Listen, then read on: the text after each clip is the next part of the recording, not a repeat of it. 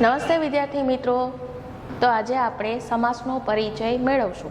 તો સૌપ્રથમ આપણે સમાસ એટલે શું અને આ જે સમાસ છે એ આપણે ગયા વર્ષે ધોરણ 9ની અંદર પણ આપણે શીખી ગયા છીએ, પણ ફરી આજે પાછો આપણે તેનું પુનરાવર્તન કરીએ। તો સમાસ એટલે શું? તો સમાસનો અર્થ થાય છે સમ પ્લસ આસ, એની પદ છે એ અલગ પડે છે, એટલે કે સંધિ છૂટી પડે છે। સમ પ્લસ આસ એટલે શું બને છે? સમાસ। સમાસ એટલે એમાં સમ એટલે કે સાથે અને આસ એટલે કે બેસવું। ઓમ આપણે જોઈએ કે સમાસ એટલે કે બે પદને આપણે ભેગા કરીએ એટલે કે સમાસ, સાથે બેસવું। પરંતુ કઈ રીતે? તો કે એમાં અલગ અલગ પદનો ઉપયોગ થાય છે। એ જે બે અલગ અલગ પદ છે એને જોડવામાં આવે છે અને એ બંને પદ જ્યારે જોડાય છે ત્યારે સમાસ તરીકે તેને ઓળખવામાં આવે છે। તો આ સમાસની અંદર વિભક્તિનો પણ પ્રયોગ કરવામાં આવે છે। વિભક્તિ દ્વારા જે અલગ અલગ પદ હોય છે એને આપણે બંને પદને આપણે ભેગા કરીએ છીએ અને ત્યારે તે એક આખું પદ બને છે, જેને આપણે સામાસિક પદ તરીકે ઓળખીએ છીએ। તો આ આપણે એનો પહેલો અર્થ જોયો કે સમાસ છે એમાં સમ પ્લસ આસ। સમ એટલે સાથે અને આસ એટલે બેસવું, એટલે કે સાથે બેસવું। બંને અલગ અલગ પદ હોય છે એને આપણે ભેગા કરવાના। જોઈએ તેની વ્યાખ્યા। સમાસ કોને કહેવામાં આવે છે? તો કે સમાસ એટલે જ્યારે બે કે બે કરતાં વધુ પદો વ્યાકરણના નિયમ પ્રમાણે જોડાય ત્યારે એ જોડાયેલા પદોને સમાસ કહેવામાં આવે છે। અહીંયા આપણને કીધું છે કે બે કરતાં વધુ પદ વ્યાકરણના નિયમ પ્રમાણે જોડાય। આપણે આ સંસ્કૃત વ્યાકરણ છે તે કોણે રચેલું છે? તો કે મહર્ષિ પાણિની। એટલે પાણિનીએ જે આપણે સંસ્કૃતની અંદર વ્યાકરણના નિયમો આપેલા છે, અહીંયા આપણે કહીએ છીએ કે બે પદને જોડવામાં આવે છે, વિભક્તિનો પ્રયોગ કરવામાં આવે છે, ધાતુઓ છે એનો પ્રયોગ કરવામાં આવે। તો આ જે ધાતુ રૂપો છે, વિભક્તિ છે, સમાસ છે, એની આપણે જે બાબતોનો અભ્યાસ કરીએ છીએ, સમજીએ છીએ, એમાં પણ અમુક નિયમો છે સચવાયેલા છે અને એ નિયમોને આધારે આપણે તે શીખીએ છીએ અને સમજીએ છીએ। તો બે કે બે કરતાં વધુ પદ વ્યાકરણના નિયમ પ્રમાણે જોડાય ત્યારે એ જોડાયેલા પદને શું કહેવામાં આવે છે? સમાસ કહેવામાં આવે છે। ઉદાહરણ તરીકે આપણે જોઈએ કે રામ લક્ષ્મણો। તો રામ લક્ષ્મણો આ એક આખું સામાસિક પદ છે, પરંતુ આપણે જ્યારે એનો વિગ્રહ કરીએ છીએ ત્યારે એ બંને પદ છે એ કેવા થાય છે? છૂટા પડે છે, અલગ અલગ જોવા મળે છે। દાખલા તરીકે રામ લક્ષ્મણો, બરાબર, એ એક આખું પદ છે જેમાં બે પદો છે એ શું છે? એકબીજા સાથે જોડાયેલા છે। તો એમાં આપણે વિગ્રહ કરીએ તો કે રામ ચ લક્ષ્મણ ચ। ચનો અર્થ થાય છે અને, રામ અને લક્ષ્મણ।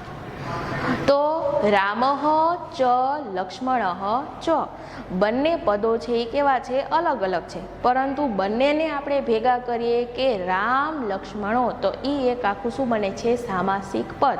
પછી જે સામાસિક પદ હોય છે એનો શું કરવામાં આવે છે? વિગ્રહ કરવામાં આવે છે અને વિગ્રહ કરીએ ત્યાર પછી આપણને ખબર પડે છે કે આ શું છે? તો કે સમાસ છે।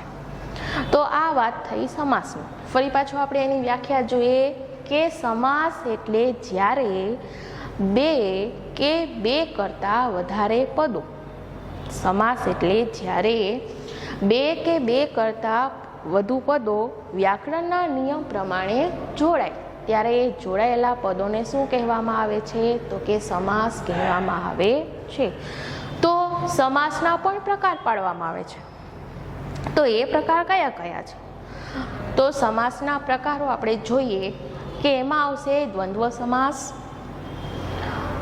તત્પુરુષ સમાસ, અવયવી ભાવ સમાસ, કર્મધારય સમાસ અને બહુવ્રીહી સમાસ। તો આ સમાસના 5 પ્રકારો આપણે જોવાના છે અને સમજવાના છે. તો દ્વંદ્વ સમાસ છે, તો દ્વંદ્વ સમાસના પણ શું છે, પેટા પ્રકાર આપવામાં આવ્યા છે. પછી આપણે બીજો પ્રકાર જોયો તત્પુરુષ સમાસ. તત્પુરુષ સમાસ છે એમાં આપણે વિભક્તિનો પ્રયોગ કરવાનો છે. જેમાં આપણે વિભક્તિમાં આપણે જોયું કે 7 વિભક્તિ, એના નામ, પછી એના પ્રત્યયો કયા કયા છે, બરાબર. તો આ તત્પુરુષ સમાસના પણ પેટા પ્રકાર છે વિભક્તિ પ્રમાણે, કે દ્વિતીય તત્પુરુષ, તૃતીય તત્પુરુષ, ચતુર્થી તત્પુરુષ, એ રીતે એના વિભક્તિ પ્રમાણે પણ શું કરવામાં આવે છે, તો કે નામ પાડવામાં આવ્યા છે. એટલે કે તત્પુરુષ સમાસ છે એના પણ શું આપવામાં આવ્યા છે, પેટા પ્રકાર આપવામાં આવેલા છે. તો અત્યારે આપણે સૌ પ્રથમ કોની વાત કરશું, તો કે સમાસનો પ્રથમ પ્રકાર કયો, તો કે દ્વંદ્વ સમાસ. દ્વંદ્વ સમાસ એટલે શું, તો કે દ્વંદ્વ એટલે જોડકું. દ્વંદ્વ સમાસમાં દ્વંદ્વ એટલે જોડકું. 2 કે તેથી વધુ પદ એકી સાથે આવે અને પ્રત્યેક પદ છે એ શું છે, પોતે સ્વતંત્ર મહત્વ ધરાવતું હોય છે. તેને શું કહેવામાં આવે છે, દ્વંદ્વ સમાસ કહેવામાં આવે છે. દ્વંદ્વ એટલે જોડકું જેમાં 2 કે 2 કરતાં વધારે પદ હોય, પણ એ બધા જ પદ છે એ શું કરે છે, તો કે અલગ રીતે પોતાનું સ્વતંત્ર પદ ધરાવે છે. દરેક પદની પોતાનું શું છે, સ્વતંત્રતા છે. એમાં આપણે જોઈએ આગળ, સમાસનો વિગ્રહ કરતી વખતે દ્વંદ્વ સમાસની વાત કરીએ છીએ. દ્વંદ્વ સમાસમાં પણ 2 કે 2 કરતાં વધારે પદો હોય છે, પણ જ્યારે આપણે વિગ્રહ કરીએ છીએ ત્યારે પદની વચ્ચે શું મૂકવામાં આવે છે, ચ એટલે શું થાય, અને સમાસનો વિગ્રહ કરતી વખતે ચ એવો પ્રત્યય મુકાય છે. આની પહેલા મેં તમને ઉદાહરણ કીધું કે રામ લક્ષ્મણો, તો રામઃ ચ લક્ષ્મણઃ ચ. તો વચ્ચે આપણે જે ચ મૂક્યો એ શું છે, ચ પ્રત્યય છે. શા માટે ચ આવ્યો, તો કે એનો આપણે શું કર્યો, વિગ્રહ કર્યો, કે રામઃ ચ લક્ષ્મણઃ ચ. હવે આપણે જોઈએ દ્વંદ્વ સમાસના પ્રકાર. એના પેટા પ્રકાર છે. દ્વંદ્વ સમાસ છે એ સમાસનો એક પ્રકાર છે, અને દ્વંદ્વ સમાસની અંદર પણ પાછા એના પેટા પ્રકાર આપવામાં આવે છે. તો એનો પહેલો પેટા પ્રકાર આપણે જોઈએ ઇતરેતર દ્વંદ્વ સમાસ. તો ઇતરેતર દ્વંદ્વ સમાસ કોને કહેવામાં આવે છે, તો કે આ પ્રકારના સમાસમાં જોડાયેલા તમામ પદોનું એક સરખું મહત્વ હોય છે. આ પ્રકારના સમાસમાં જોડાયેલા તમામ પદોનું એક સરખું મહત્વ હોય છે, અને દરેક પદની અલગ અલગ ઓળખ જોવા મળે છે. દરેક પદની શું જોવા મળે છે, અલગ અલગ ઓળખ જોવા મળે છે. ઉદાહરણ તરીકે આપણે જોઈએ કે રામ બલરામો. તો આ જે રામ બલરામો લખેલું છે, બરાબર, ઉદાહરણમાં, તે આખું શું છે, સામાસિક પદ. પણ પછી એ સામાસિક પદનો શું કરવામાં આવે છે, તો કે વિગ્રહ કરવામાં આવે છે, છૂટું પાડવામાં આવે છે, અલગ પાડવામાં આવે છે. તો આપણે આગળ વાત કરી કે બંને પદને જ્યારે આપણે છૂટા પાડીએ છીએ, વિગ્રહ કરીએ છીએ, ત્યારે શું કરીએ છીએ, તો કે ચ પ્રત્યય મૂકીએ છીએ. તો અહીંયા પણ આપણે રામ બલરામો, તો કે રામઃ ચ બલરામઃ ચ, ઈ થયું એનો સામાસિક રીતે આપણે સમાસનો વિગ્રહ. સમાસની અંદર જે 2 પદ, આમાં તો 2 પદ આપવામાં આવેલા છે, પણ જો 2 કરતાં વધારે પદ આપવામાં આવેલા હોય તો પણ એ પદોની વચ્ચે પણ શું મૂકવામાં આવે છે, ચ પ્રત્યય મૂકવામાં આવે છે. પછી બીજું જોઈએ પુનીત સુનીતો. આ પણ શું છે, સામાસિક પદ. આમાં કેટલા પદ આપવામાં આવેલા છે, 2 પદ આપવામાં આવેલા છે, અને એનો આપણે વિગ્રહ કરીએ તો કે પુનીતઃ ચ સુનીતઃ ચ. એટલે એની અંદર પણ શું મૂકવામાં આવે છે, તો કે ચ પ્રત્યય મૂકવામાં આવે છે. એટલે ટૂંકમાં આપણે જોઈએ કે દ્વંદ્વ સમાસ છે તો દ્વંદ્વ સમાસની અંદર એના પેટા પ્રકારની અંદર પણ શું કરવામાં આવે છે, વિગ્રહ કરીએ જ્યારે પણ સામાસિક પદનો, ત્યારે એ બે પદની વચ્ચે ચ પ્રત્યય છે એ મૂકવામાં આવે છે. તો આ આપણે ઇતરેતર દ્વંદ્વ સમાસના ઉદાહરણ છે. રામ બલરામો, પુનિત સુનીતો, આ તો બે પદ છે. તો બે કરતાં વધારે પદ હોય તો પણ આનો વિગ્રહ કરીએ ત્યારે આપણે શું મૂકવાનું છે, ચ પ્રત્યય મૂકવાનો છે. તો આ ચ પ્રત્યય મૂકે છે એની ઓળખ ઉપરથી આપણને ખબર પડે છે કે રામ બલરામો છે, પછી રામ લક્ષ્મણો છે, પુનિત સુનીતો છે, બરાબર. એટલે કે આ બધા ઉદાહરણમાં આપણે સમાસ ઓળખવાનું કે આપેલ સમાસ કયો છે, આપેલ સમાસનું નામ શું છે. તો આપણને તરત જ ખબર પડશે કે પુનિત સુનીતો આ સમાસ કયો છે. તો તરત જ આપણે કહેશું કે ઇતરેતર દ્વંદ્વ સમાસ. પછી ત્યાં આપણે ખાલી દ્વંદ્વ સમાસ લખશું તો નહીં ચાલે. શા માટે? તો કે દ્વંદ્વ સમાસ છે પણ એની અંદર એ શું છે, તો કે એના પેટા પ્રકાર આપવામાં આવેલા છે. એટલે ત્યાં આપણે ચોક્કસપણે એ લખવું પડે કે આ સમાસ કયો છે, તો કે ઇતરેતર દ્વંદ્વ સમાસ છે. જો એના પેટા પ્રકાર ન હોય ને આપણે એમ લખીએ કે દ્વંદ્વ સમાસ તો ચાલે, પરંતુ જ્યારે પૂછાય ત્યારે દ્વંદ્વ સમાસમાંથી કયો દ્વંદ્વ સમાસ છે એ લખવું જરૂરી છે. તો આ આપણે વાત કરી ઇતરેતર દ્વંદ્વ સમાસની.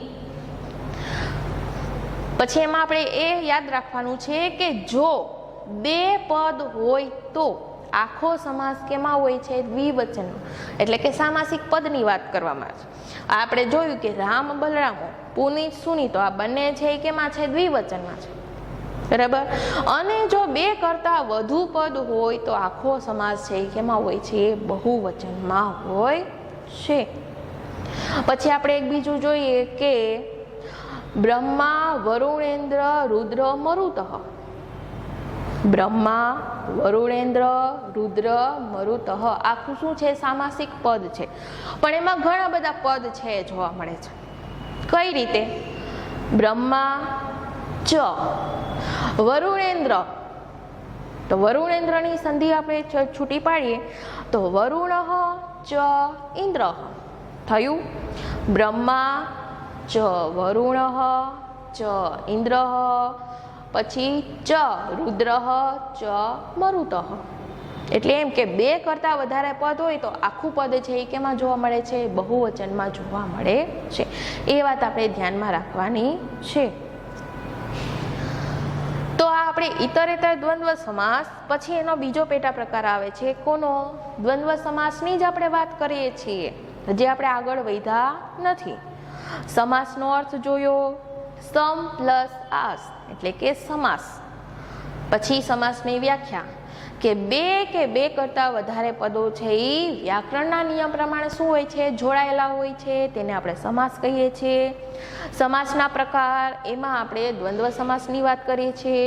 દ્વંદ્વ સમાસના પેટા પ્રકાર, તો દ્વંદ્વ સમાસનો પહેલો પેટા પ્રકાર આપણે જોયો ઇતરેતર દ્વંદ્વ સમાસ. ઇતરેતર દ્વંદ્વ સમાસ પછી આવે છે સમાહાર દ્વંદ્વ સમાસ. એટલે શું? તો કે આ પ્રકારના સમાસમાં મોટે ભાગે કોની વાત કરે છે, તો કે શરીરના ભાગો હોય, જીવજંતુ હોય, નદીઓના નામ હોય, બરાબર, સંગીતના સાધનો જેવા પદો આવે છે. આવા નામ આપવામાં આવેલા હોય, આવા પદો આપવામાં આવેલા હોય ત્યારે કયા સમાસની વાત થાય છે, તો કે સમાહાર દ્વંદ્વ સમાસની વાત થાય છે. ઉદાહરણ જોઈએ એટલે વધારે ખ્યાલ આવશે. દાખલા તરીકે મુખ નાસિકામ, એનો વિગ્રહ પણ આપણે ચ પ્રત્યય મૂકીને જ કરવાનો છે. તો મુખ નાસિકામ એ આખું શું છે, બે પદવાળું સામાસિક પદ છે. એમાં આપણે જોઈએ કે મુખમ ચ નાસિકામ. મુખ એટલે કે મોઢું અને નાસિકા એટલે નાક. મોઢું અને નાક, તો આ કયું થયું, શરીરના અંગ અવયવની વાત થઈ. પછી છે અહી નકુલમ.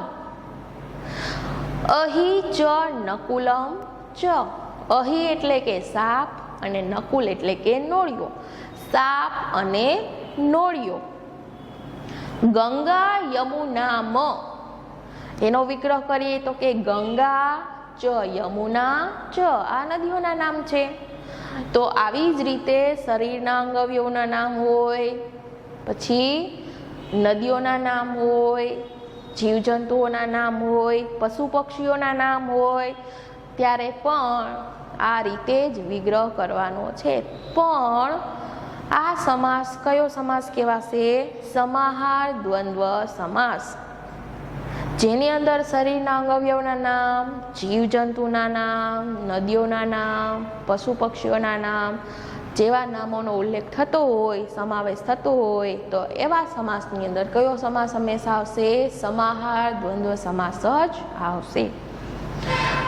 પછી ત્રીજો પ્રકાર છે એક શેષ દ્વંદ્વ સમાસ.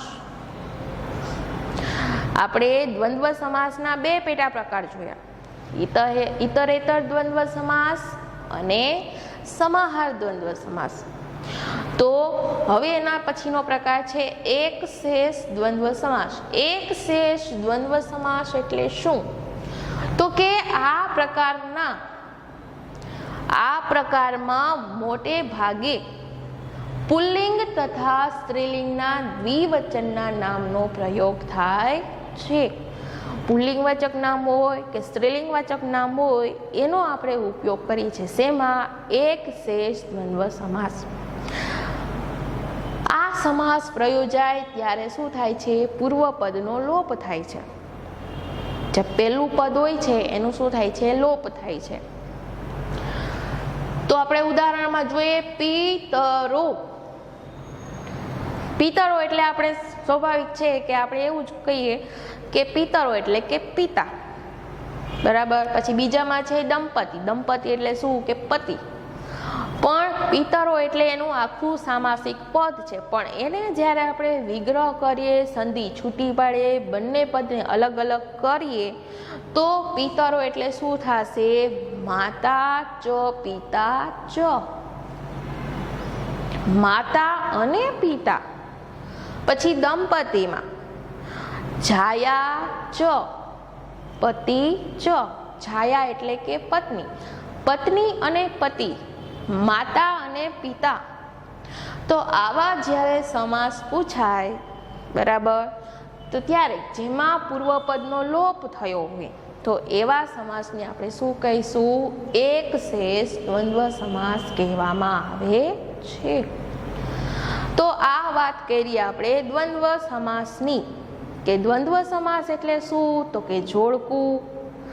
બે કે બે કરતાં વધારે પદ હોય, આપણે એટલું યાદ રાખવાનું કે દ્વંદ્વ સમાસની અંદર જ્યારે પણ વિગ્રહ થાય ત્યારે એની અંદર શું મૂકીએ છીએ? ચ પ્રત્યય.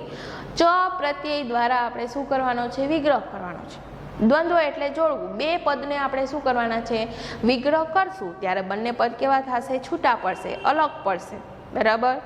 એટલે કે ચ પ્રત્યય યાદ રાખવાનું. દ્વંદ્વ એટલે જોડકું. અને દ્વંદ્વ સમાસના પાછા પેટા પ્રકાર છે: ઇતરેતર દ્વંદ્વ સમાસ, સમાહાર દ્વંદ્વ સમાસ અને એક શેષ દ્વંદ્વ સમાસ. ઇતરેતરમાં આપણને ખબર છે, રામ બલરામો, પુનિત સુનીતો, રામ લક્ષ્મણો જેવા નામ છે, શબ્દ છે, એનો પ્રયોગ કરવામાં આવે છે, જેમાં આપણે વિગ્રહ કરે. અને આપણે એ રીતે નામ આપેલા હોય એટલે આપણને તરત જ ખબર પડી જ જાય કે આમાં નામ આપેલા છે એટલે આમાં શું થશે? દ્વંદ્વ સમાસ જ આવશે. પરંતુ યાદ રાખવાનું કયો દ્વંદ્વ આવશે. નામ તો પશુ પક્ષીના પણ હોય, શરીરના અંગ અવયવના નામ હોય, જીવજંતુના હોય, માણસના નામ આપેલા હોય, બરાબર. પછી આ રીતે પિતરો છે, દંપતિ છે જેવા શબ્દનો પ્રયોગ પણ થયેલો હોય. પણ આપણને એ ખબર છે કે દ્વંદ્વ સમાસ છે, પણ એના પ્રકારની પણ ખબર હોવી જોઈએ કે કયો સમાસ છે. પિતરો છે, બરાબર, તો તમે એમાં એમ લખો કે દ્વંદ્વ સમાસ, તો તમને માર્ક મળશે નહીં. પણ તમારે એ રીતે લખવું પડે કે પિતરો છે, બરાબર, તો એનો વિગ્રહ કરો કે માતા ચ પિતા ચ. પછી એ રીતે લખો કે એક શેષ દ્વંદ્વ સમાસ, બરાબર. એટલે જે સમાસ છે એમાં કયા સમાસમાં કયા નામ છે, કયા પદનો ઉલ્લેખ થાય છે એ આપણે ખાસ ધ્યાન રાખવાનું છે. એટલે ઇતરેતર દ્વંદ્વ સમાસ, સમાહાર દ્વંદ્વ સમાસ અને એક શેષ દ્વંદ્વ સમાસ. તો આ વાત આપણે કહી કોની? દ્વંદ્વ સમાસની. પછી આવે છે તત્પુરુષ સમાસ. તત્પુરુષ સમાસ કોને કહેવામાં આવે છે?